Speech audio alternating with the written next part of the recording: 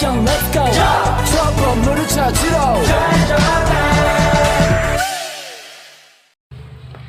Assalamualaikum warahmatullahi wabarakatuh. Tabi'un. Hello everyone, welcome to my video. In this video, I will present about my segment. But before I start, let me introduce myself. My name is Melissa Alivia with NPM 224111006. And yeah, let's watch my video. Di video ini, saya akan membahas materi mengenai manajemen kompensasi. Manajemen kompensasi sendiri merupakan proses mengembangkan dan menerapkan strategi untuk menarik, mempertahankan, dan memotivasi karyawan dengan memberikan gaji dan tunjangan yang adil dan kompetitif. Hal ini adalah aspek penting dari manajemen sumber daya manusia yang berdampak pada organisasi dan tenaga kerjanya.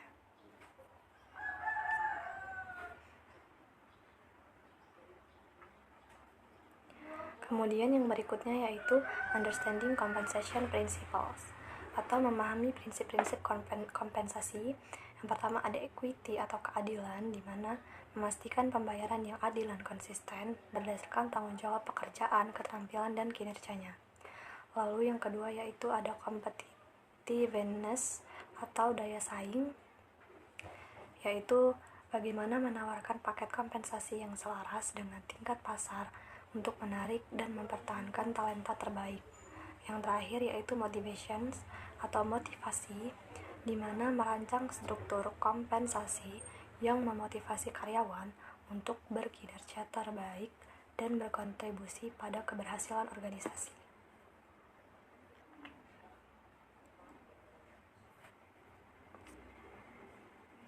Lalu yang berikutnya yaitu ada components of a compensation package atau komponen paket kompensasi.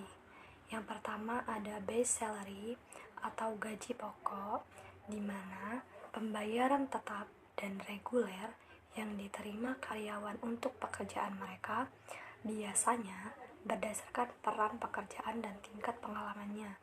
Kemudian yang kedua ada incentive and bonus, yaitu intensif dan bonus, di mana pembayaran variabel yang terkait dengan kinerja individu, tim, ataupun organisasi seperti komisi penjualan, pembagian laba, atau bonus berdasarkan kinerjanya. Lalu yang ketiga benefit and perks atau manfaat dan tunjangan, di mana kompensasi tambahan dalam bentuk asuransi kesehatan, rencana pensiun, cuti berbayar, dan imbalan non-tunai lainnya.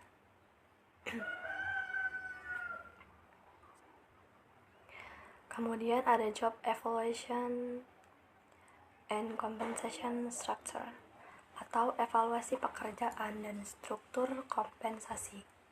Yang pertama yaitu job analysis pekerjaan.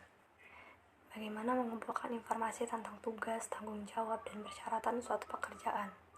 Lalu ada evaluasi pekerjaan atau job evaluation, di mana menilai nilai relatif suatu pekerjaan berdasarkan faktor-faktor seperti keterampilan, upaya, tanggung jawabnya, dan kondisi kerjanya. Lalu yang terakhir yaitu ada compensation structure atau struktur kompensasi, di mana menetapkan tingkat, rentang, dan pedoman gaji untuk memastikan kompensasi yang konsisten dan adil di seluruh organisasi.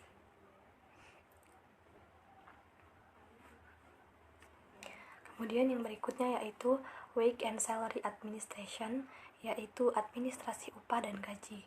Yang pertama itu ada payroll atau penggajian, di mana menghitung dan memproses upah dan gaji karyawan secara akurat sesuai dengan hukum dan peraturan yang berlaku.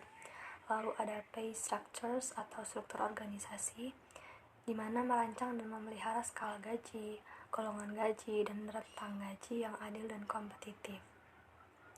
Lalu yang terakhir ada pay equity atau kesetaraan gaji. Bagaimana memastikan bahwa karyawan dibayar secara adil berdasarkan tugas pekerjaannya, keterampilan, dan kinerja mereka, terlepas dari faktor seperti jenis kelamin atau ras. Kemudian ada performance-based compensation atau kompensasi berbasis kinerja. Yang pertama yaitu aligning compensation atau menyelaraskan kompensasi.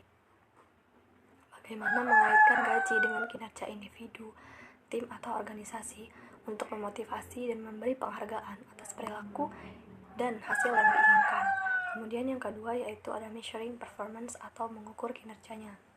Mengembangkan dan menerapkan sistem manajemen kinerja yang efektif untuk menilai dan mengevaluasi kontribusi karyawan.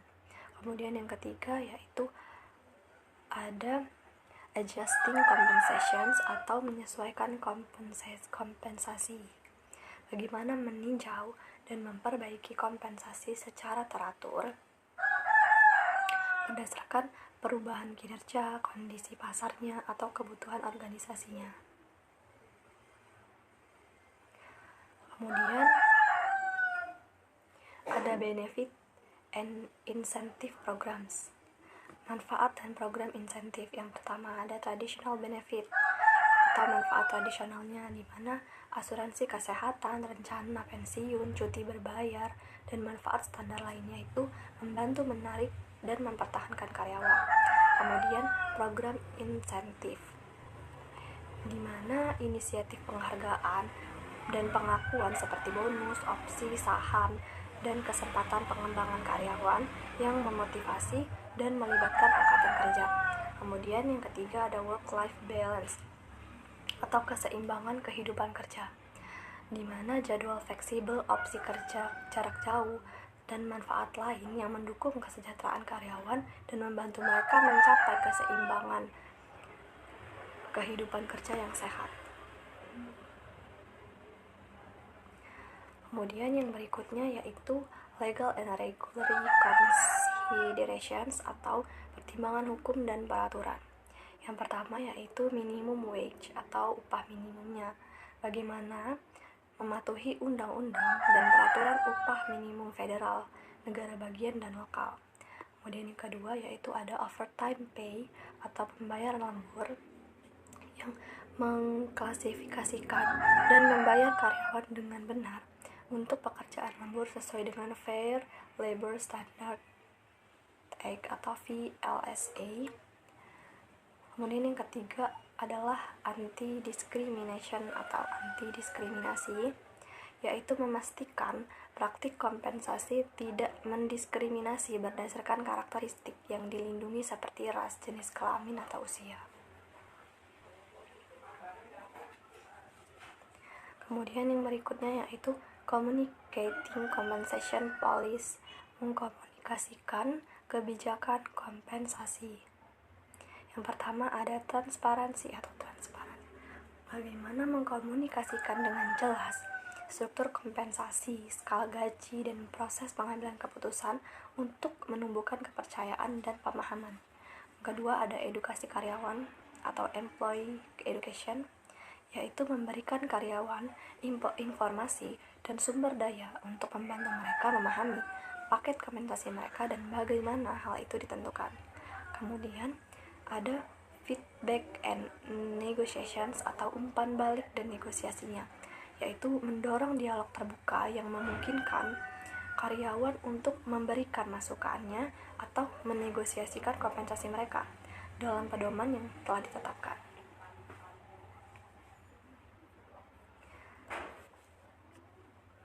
Serta yang terakhir yaitu reviewing and updating compensation strategies atau meninjau dan memperbarui strategi kompensasi. Yang pertama, analisis pasar atau market analisisnya. Secara teratur membandingkan kompensasi dengan standar industri dan pesaing untuk memastikan daya saingnya. Lalu lalu ada kebutuhan organisasi, di mana menyelaraskan strategi kompensasi dengan tujuan strategi perusahaan, perencanaan tenaga kerja, dan kendala anggaran, serta yang terakhir yaitu perbaikan berkelanjutan. Terus meninjau dan memperbarui kebijakan dan praktik kompensasi untuk beradaptasi dengan perubahan kebutuhan bisnis dan karyawan. Well guys, that was a little explanation regarding the material I have conveyed. I hope it can be understood well and is useful for all of us. More or less, I apologize for ending. Wassalamualaikum warahmatullahi wabarakatuh.